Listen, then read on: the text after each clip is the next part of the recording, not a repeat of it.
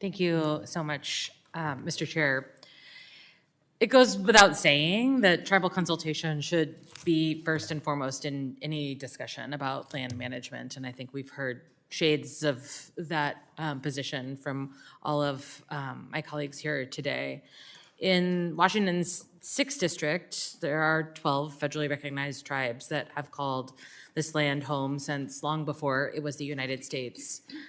The tribes in my district have protected the health of our forests and kept their communities safe from the fire risks for time immemorial. Hey folks, welcome back to True Voice. If you're passionate about justice, accountability, and standing up for communities that have been left behind for far too long, you're in the right place. Make sure to subscribe and turn on that bell so you never miss a real take on what's happening in Washington and across the country. Today, we're reacting to a clip featuring State Senator Emily Randall questioning a Forest Service official about the consequences of Trump's so-called skinny budget. And let me just say, this is the kind of leadership we need more of. Let's watch. Meaningful consultation with tribes is not only a recognition of this deep knowledge of the lands, it is our legal obligation. And tribal consultation must start early and continue to be an open conversation, not just a box that we check to move on to the next item of our agenda. In this time when tribal treaty rights are under attack, we must hold up our end of the deal, which means providing the necessary resources to meet our trust and treaty obligations to ensure tribes can effectively co-manage this land. Mr. Crockett, I so appreciate you taking the time to be here and answer our questions. As we've discussed today, the draft bill would authorize certain federal forest lands to be treated as Indian forest lands if they meet certain criteria.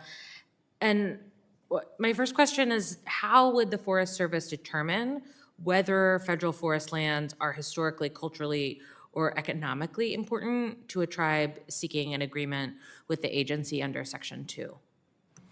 So thank you for that question. I think that's probably the most complicated part of the bill. If you take 10 acres of land and look at the history of it, the cultural, the historic, and geographical history of it, there are many overlapping tribal, the boundaries of tribes overlap over time.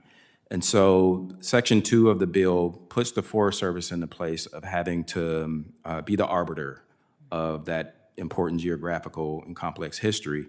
And so I would say that's probably the most complicated part of it, and we would look forward to working with the committee to, on the details of it. Yeah, thank you.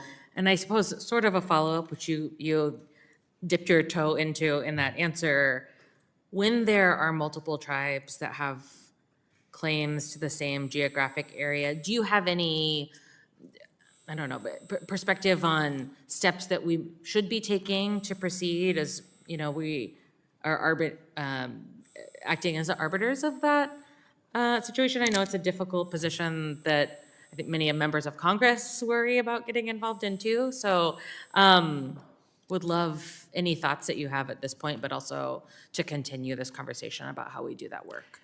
Yeah, so I don't have a perfect answer on how to get to yes or the right answer on that. I think the tribal voice, the BIA's voice, the Forest Service voice are all ways that we can work with the committee to find some successful solutions. So I look forward to following up to do that. Thank you.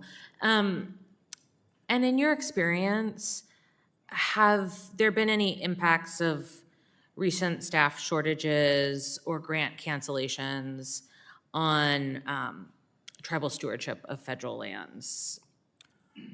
Not to my knowledge. I don't have the full landscape of all of the grants and agreements in the agency, but I'm not aware of any tribal grants, contracts, and/or agreements that have been canceled. Okay.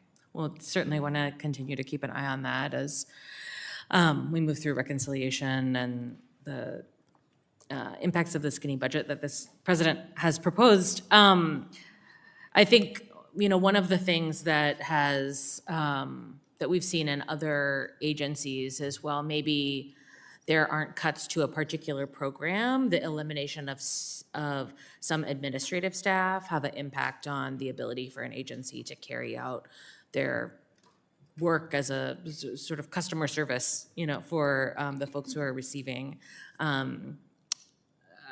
support from the agency. So something we'll definitely continue to track. Thank you so much for being here, and I yield back my time. Gentlelady from Washington. First off, hats off to Emily Randall.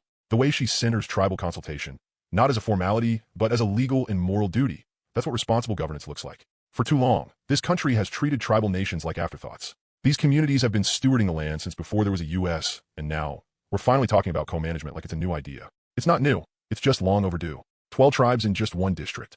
That tells you something about how rich and interconnected this land is, and how dangerous it is to treat these histories like bureaucratic puzzles instead of living cultures. And the Forest Service? They're being asked to arbitrate overlapping tribal claims? Come on, that's not their job. That's why we need real, early consultation, not some back-end paperwork check. Now let's talk about this skinny budget that Trump proposed. I mean, what else do you expect from a guy who saw government as a business and equity as a burden? Cutting administrative staff? That might not look like a program cut on paper, but in reality, it strangles the capacity of agencies to do their jobs, especially when it comes to building relationships with tribes. Randall hit the nail on the head. Without staff, without support, how are tribes supposed to manage lands effectively? How is the government supposed to meet its trust obligations? This isn't just poor planning, it's neglect. She asks about grant cancellations and stewardship programs, and the official says he hasn't heard of any. Okay, respectfully, not good enough. If we're serious about honoring treaties and empowering tribal communities, we should be tracking every single dollar and every single relationship. This video reminds us that budgets aren't just numbers, they're moral documents. They show us who we value. And if we're slashing support for the very people who have been the best caretakers of our forests, then what does that say about us? I'm proud to see people like Emily Randall holding agencies accountable. That's what public service should be about. Not performative patriotism, real patriotism, which means honoring Indigenous sovereignty, protecting the land, and keeping our promises. That's all for today, folks. If you believe in truth, justice, and giving voice to the people who deserve to be heard, hit that subscribe button, give this video a thumbs up, and drop your thoughts in the comment below. This is Andrew, and you're watching True Voice, where we speak the truth, no matter how inconvenient it is for the powerful.